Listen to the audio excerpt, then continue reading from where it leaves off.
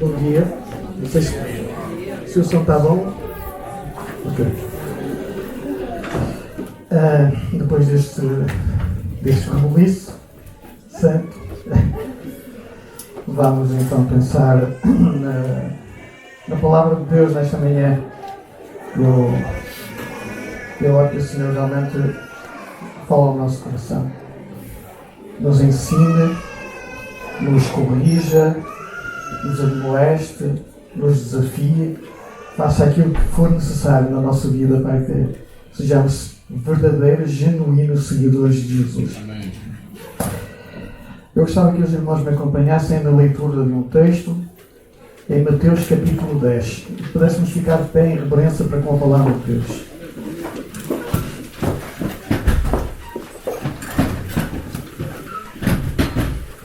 Mateus 10, vamos ler do versículo 34 até ao 39.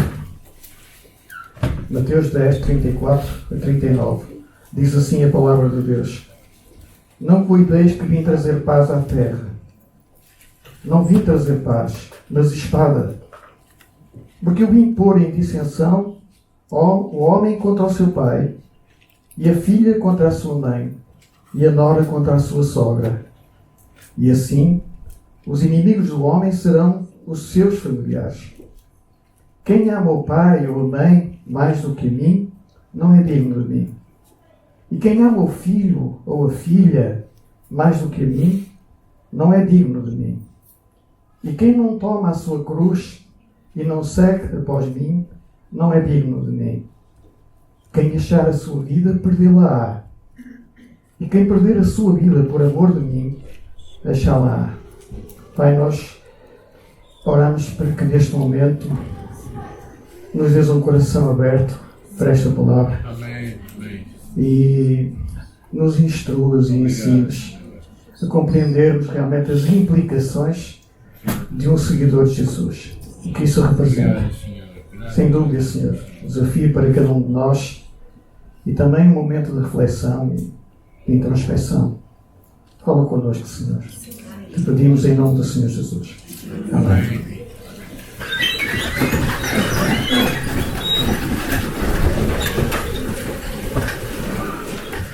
Eu gostava que nesta manhã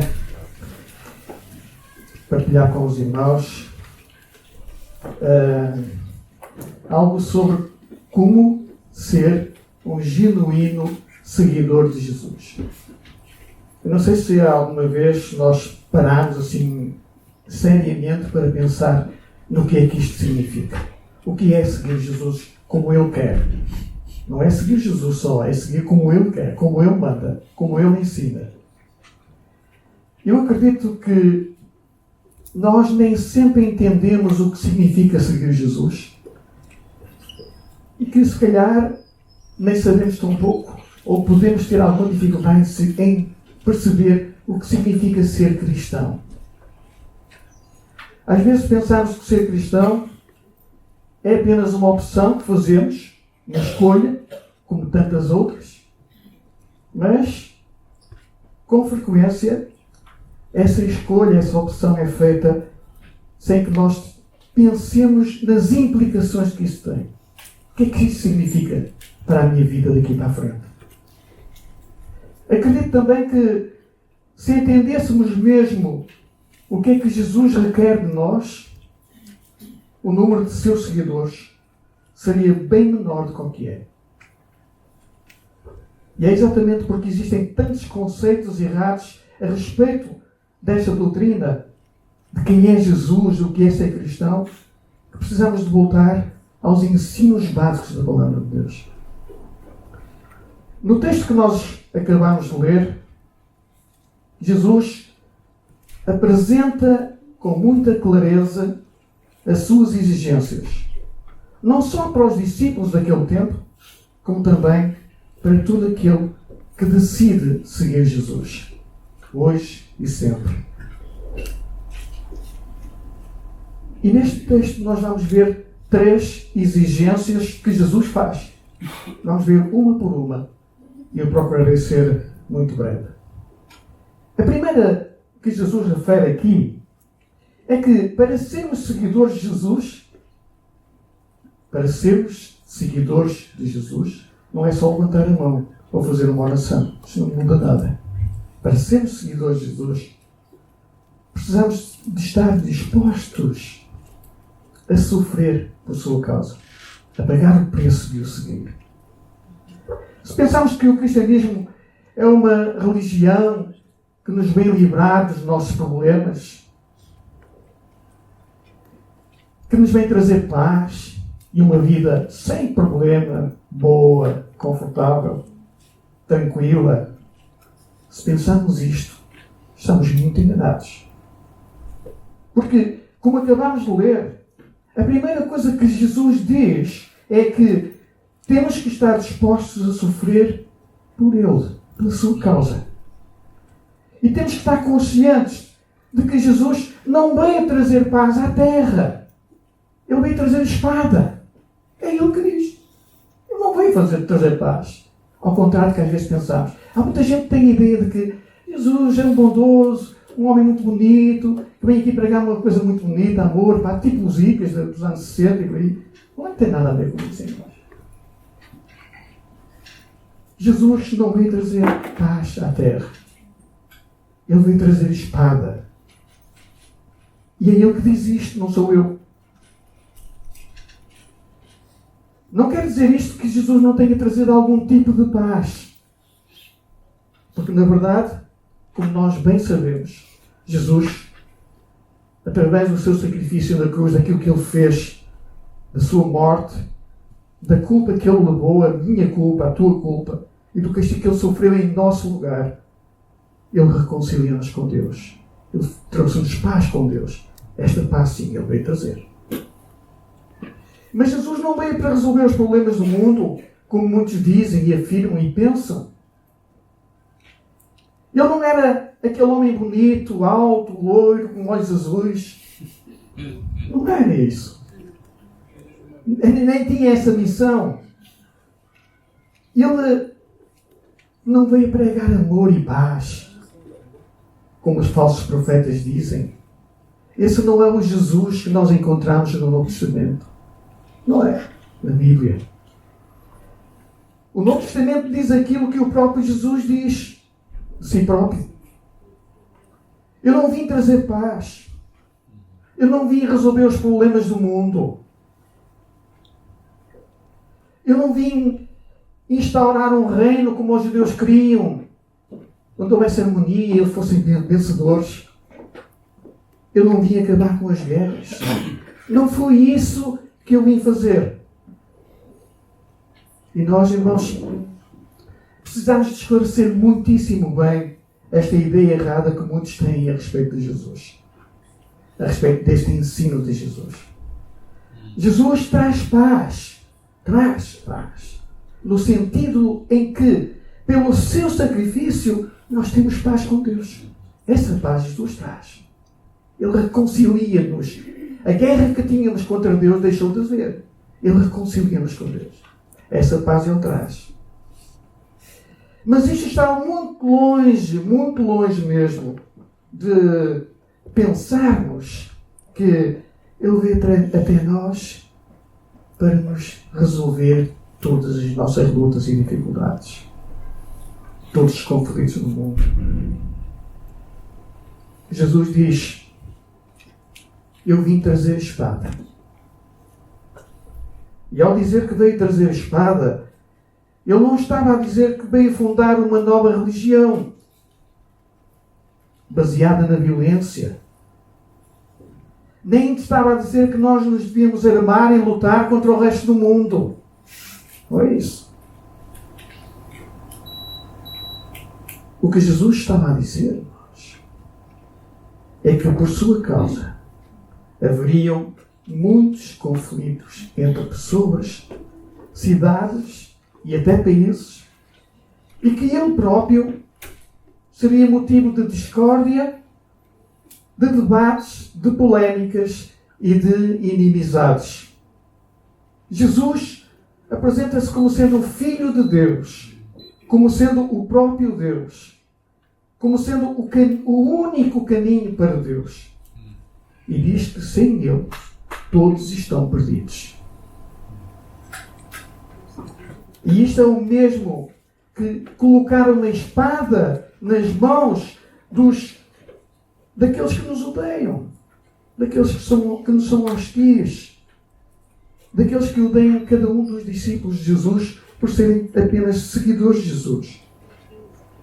Isto é o que significa colocar uma espada nas mãos dos nossos inimigos. A espada que Jesus veio trazer pode ser a mesma espada pela qual os seus seguidores serão feridos. Nós, a Igreja de Cristo. Jesus provoca isto por causa das suas exigências radicais. Jesus era radical. Não tinha meios termos. Não é? Talvez, vamos ver. Não, ele era é assim, é assim. Muito taxativo. As formas como Jesus se apresenta como sendo o Filho de Deus, o único em quem há salvação, é tão profunda, irmãos, tão profunda, que corta mesmo laços familiares. Como vemos no versículo 15, diz assim: eu vim pôr em dissensão ou contenda o homem contra o seu pai, a filha contra a sua mãe e a nora contra a sua sogra. Será que existe uma relação mais querida do que a relação de um pai e de um filho? Eu amo o meu pai, apesar de ele já ter morrido há 52 anos aproximadamente. E amo os meus filhos. Eu sei que os irmãos sabem o que isso significa, porque também são pais. Mas Jesus está a dizer que a espada que ele trouxe veio cortar este laço. Ele diz ainda que veio causar divisão entre a filha e a mãe. Um laço igualmente muito forte. Mas a espada que ele trouxe veio também cortar este laço. E o terceiro laço pode parecer mais fácil. É aquele entre a nora e a sogra. Mas todos sabemos que existem sogras maravilhosas também. Existem boas sogras. E eu percebo a dificuldade aqui. O que Jesus estava a dizer é que a sua pessoa, os seus ensinos, aquilo que Jesus veio ensinar-nos, o seu amor, a sua graça, a sua misericórdia, aquilo que Ele nos leva a ser e a fazer, causa atrito entre as pessoas. O nosso compromisso com Jesus causa atrito com o mundo. E esse atrito é tão grave que vai ao ponto de, inclusivamente, criar inimizade entre nós e a nossa própria família, aqueles a quem nós mais amamos. Eu vejo algumas vezes, como os irmãos também veem, os pais porem fotografias dos filhos, elogiar-nos, amo-te sempre, e para aí, coisas tão bonitas que se vê, não é? E Jesus lembra a propósito disto: os inimigos do homem serão os da sua própria casa, da sua própria família. Já pensaram? No facto de nós amarmos e queremos seguir Jesus de coração, com toda a sinceridade, podemos correr o risco de estarmos dentro de casa às guerras uns com os outros. Jesus diz também que há pessoas que o vão odiar tanto, e aos seus seguidores, que se um filho se tornar crente, seguidor de Jesus, o seu amor por esse filho vai ser menor do que o ódio que vai ter por Jesus. Em países dominados por ditadores, sejam eles de esquerda ou de direita, onde prevalece a perseguição aos cristãos e outros, há imensos casos de famílias que denunciam os seus parentes para não serem mortos ou presos. Famílias que se fragmentam, que se dividem, que acabam porque um membro dessa família se tornou cristão. Resumindo esta questão que Jesus, esta exigência que eu ponho aqui, o que Jesus nos diz é: quem quiser ser meu discípulo tem que estar disposto a enfrentar a ira e a hostilidade do mundo. E até mesmo a hostilidade da esposa, do marido, dos pais, dos filhos ou dos irmãos. Para já não falar de outros. Irmãos, vejam como este ensino de Jesus torna o cristianismo bíblico bem diferente daquele que apresenta Jesus como um líder religioso, que prega amor a todos, amor e paz. Bem diferente. Este não é o Jesus da Bíblia. Jesus foi muito claro quando disse: no dia em que te tornares meu seguidor, prepara-te, porque a espada vem sobre ti. A espada pode chegar à tua casa, ao teu casamento e ao teu relacionamento com os teus filhos e família mais próxima. Isto porque Jesus diz: eu não vim trazer paz ao mundo, mas espada. Esta é a primeira experiência de Jesus, é a primeira exigência de Jesus. Ele está disposto, ele quer que nós estejamos dispostos a sofrer por Ele, mesmo dentro daqueles que estão connosco na nossa casa, daqueles que nos são mais queridos. Às vezes é difícil. A segunda exigência que Jesus faz aqui, é ainda mais radical que a primeira, não vou entender. Jesus diz que é a pessoa, Ele é a pessoa a quem devemos dar todo o nosso amor. Ele exige amor supremo à sua pessoa. Ele não diz que nós devemos amar, ele diz: devem amar acima de tudo e de todos.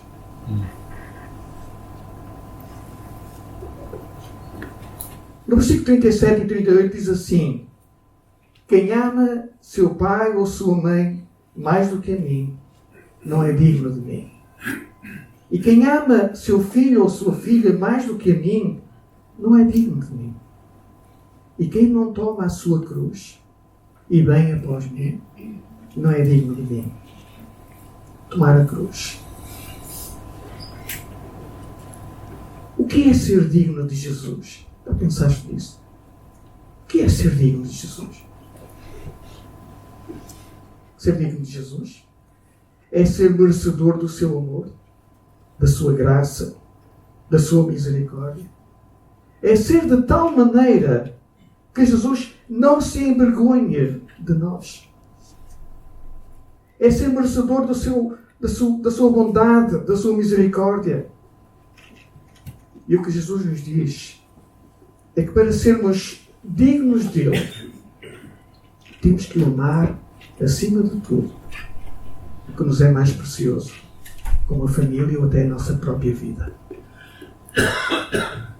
Jesus não está aqui a dizer que temos de deixar a nossa família, deixar os nossos lares e viver com os irmãos numa comunidade, como existem em outros lares. E muito menos que negligenciemos as nossas responsabilidades familiares. Não é isso que Jesus diz. Por exemplo,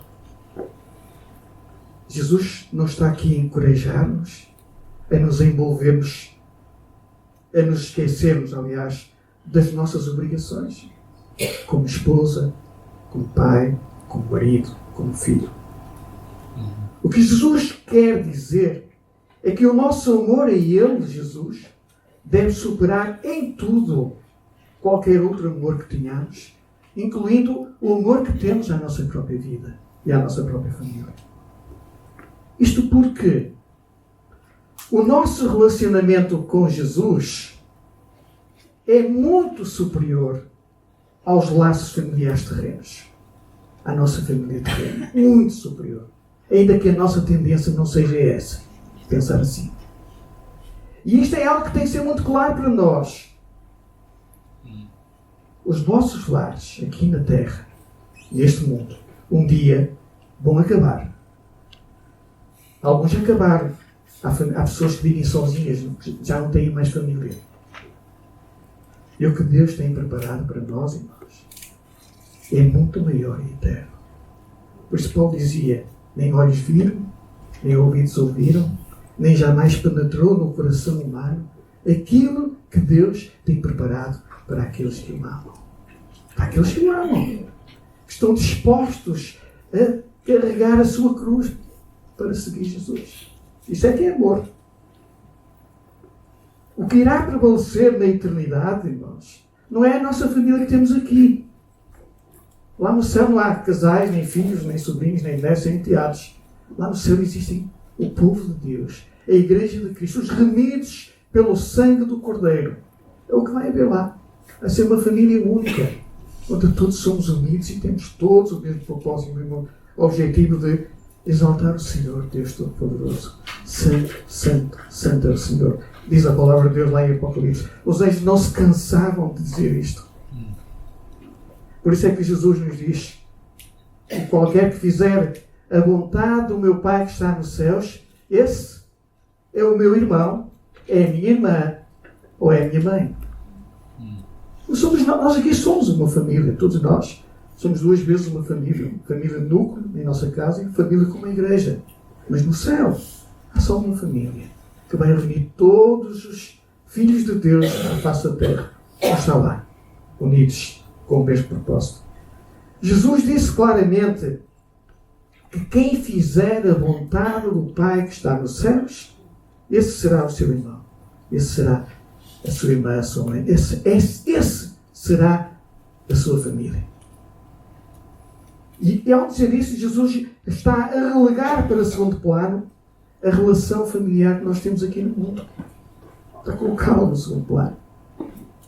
Ele alerta-nos para que, ao chegar o momento em que tivermos que escolher entre a nossa família e Ele próprio, a nossa decisão deve ser sempre por Ele. Pois só assim nos tornaremos dignos dEle. Será que nós fazemos isto? Quando acontece um problema lá em casa, uma chatice com a nossa esposa, o nosso marido, os nossos filhos, o que é que nós fazemos? Quando pensamos em Jesus no meio destes conflitos, o que é que fazemos? Vou dar um exemplo. O teu marido está a fazer alguma coisa errada. E tu, que o amas muito, tomas partido dele. Mesmo sabendo que ele está a ser criticado pelo mau comportamento que está a ter. Ele está agindo contra a vontade de Deus.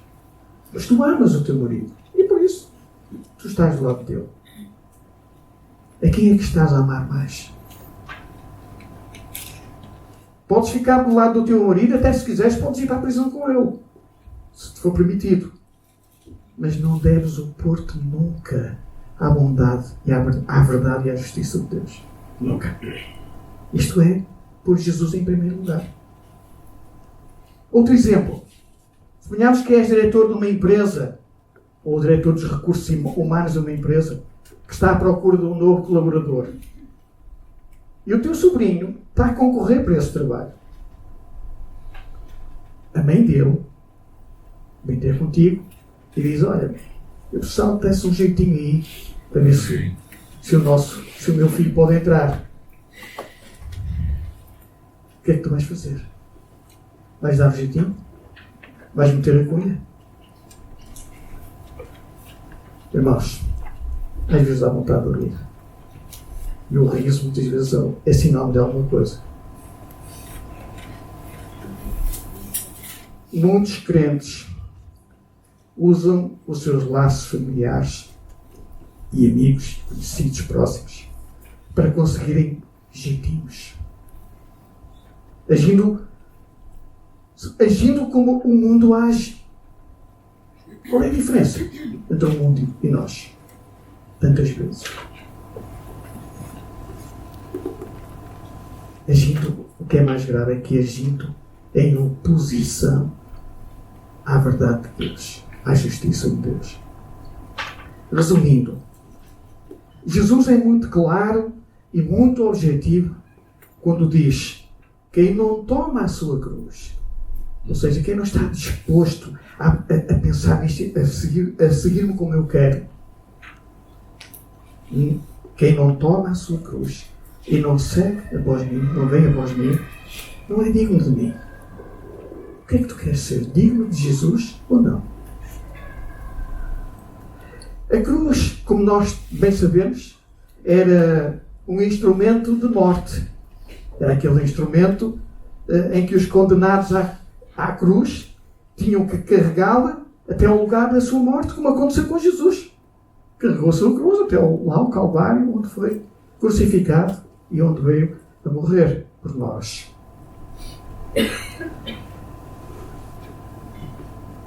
Embora nós precisamos constantemente de morrer para nós mesmos e para a nossa vontade. E precisamos de submeter a nossa vontade a Jesus. De pagar o preço de fazer a vontade dele e não a nossa.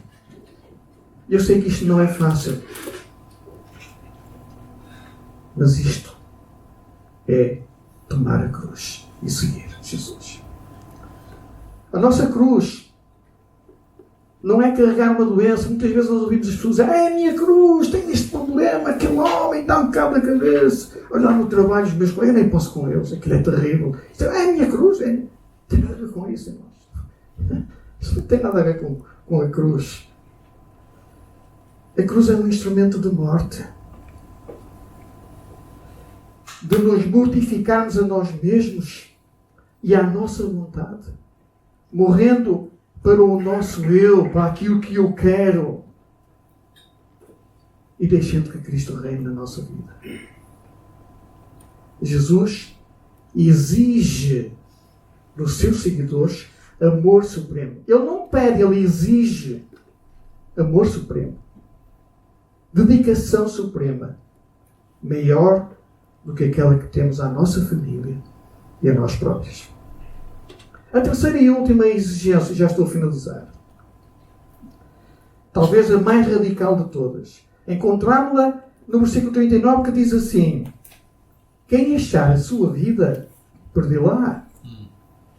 E quem perder a sua vida, por amor de mim, Jesus, achá-la. Parece simples. Sim, eu já conheço esse versículo. Eu passei de conta. O que é que significa quem achar a sua vida, perdê-la? A pensar nisto?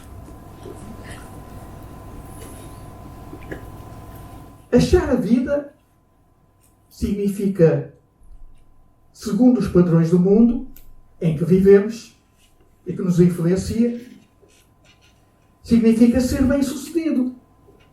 Significa realização profissional, satisfação de desejos, independência financeira. Enfim, fazer tudo o que quiseres. Mas Deus não tem nada a ver com isto. Nem o consultamos. Vamos fazendo. Depois vou receber. E então, quando fazemos assim, quando pensas que ganhaste a tua vida, concluas que afinal a perdestes. E o que é que significa perder a sua vida? A melhor resposta para isso, nós encontramos-la na parábola de Jesus sobre o rico insensato. Lá em Lucas 12, que eu leio, porque não tínhamos a perder mais tempo à procura. Diz assim a palavra de Deus, Lucas 12. A herdade de um homem rico tinha produzido com abundância. E arrazoava ele entre si, ele dizia para si: que farei? Não tenho onde recolher os meus frutos. Então disse: farei isto. Derribarei os meus celeiros, edificarei outros maiores e ali recolherei todas as minhas novidades, toda a produção e os meus bens. E direi à minha alma, diz o louco: alma, tens em depósito muitos bens para muitos anos. Portanto, olha, come, bebe, descansa e folga. Aqui está um homem que achou a sua vida, segundo ele. Bem-sucedido, com muita provisão, muitos bens e sem medo do futuro. Ele achava que tinha ganho a sua vida. Mas, na verdade, ele perdeu-a. Os versículos 20 e 21 dizem isto mesmo. Mas Deus lhe disse: louco, esta noite te pedirão a tua alma. E o que tens preparado, para quem será? Assim, diz Jesus, assim é aquele que para si ajunta tesouros e não é rico para com Deus.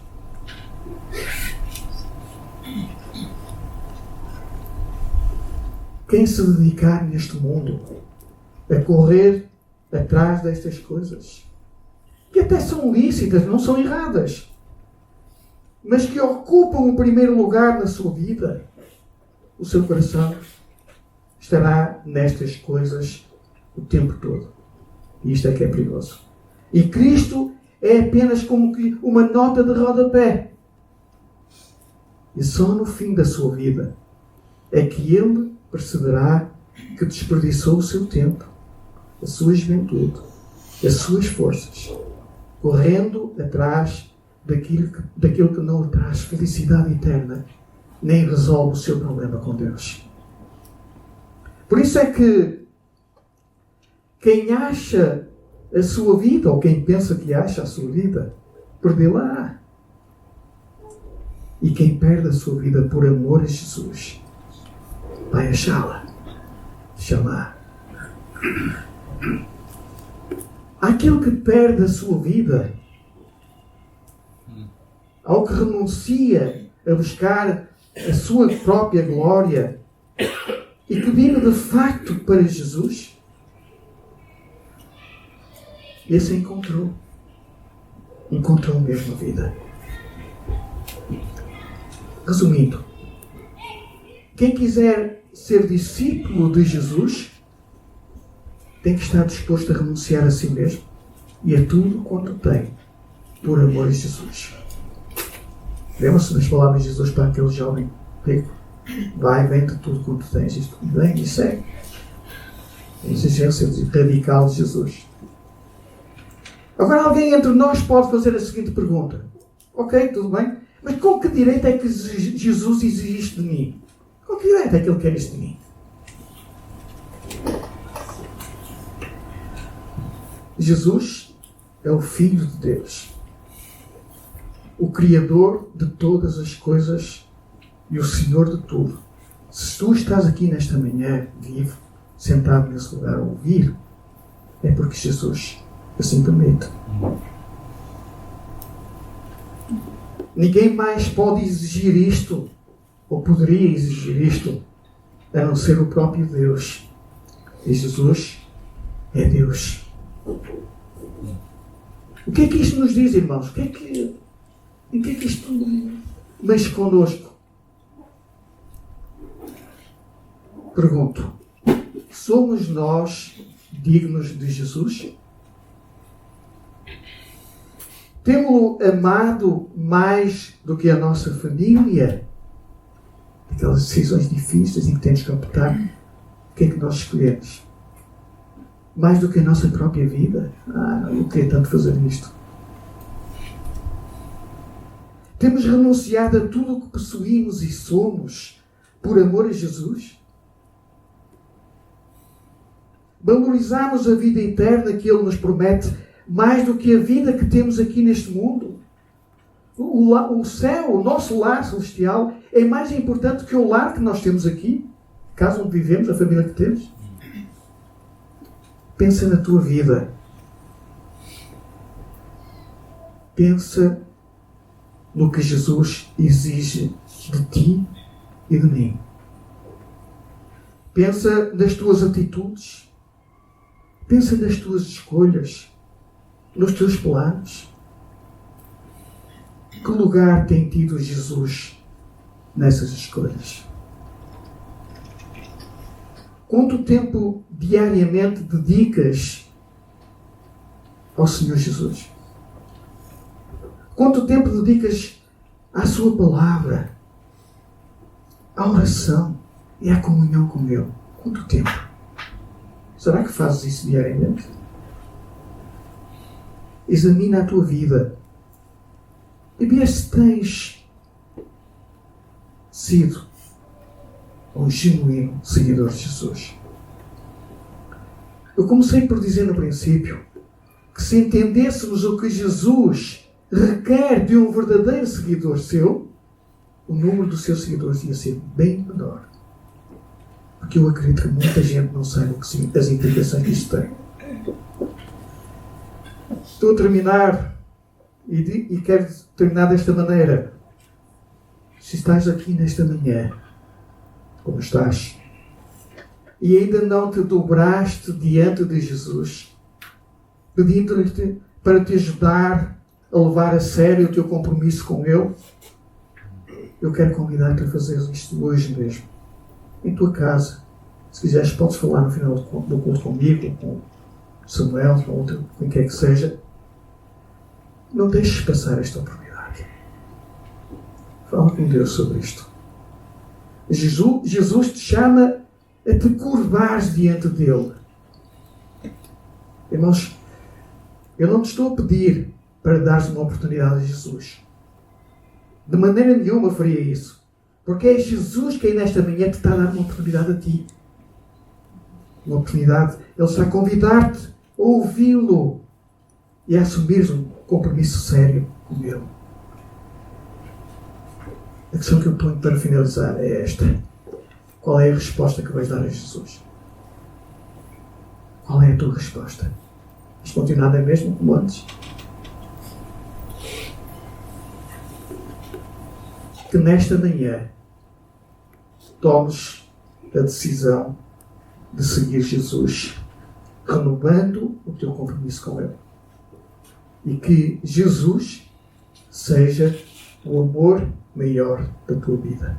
Amém. Amém.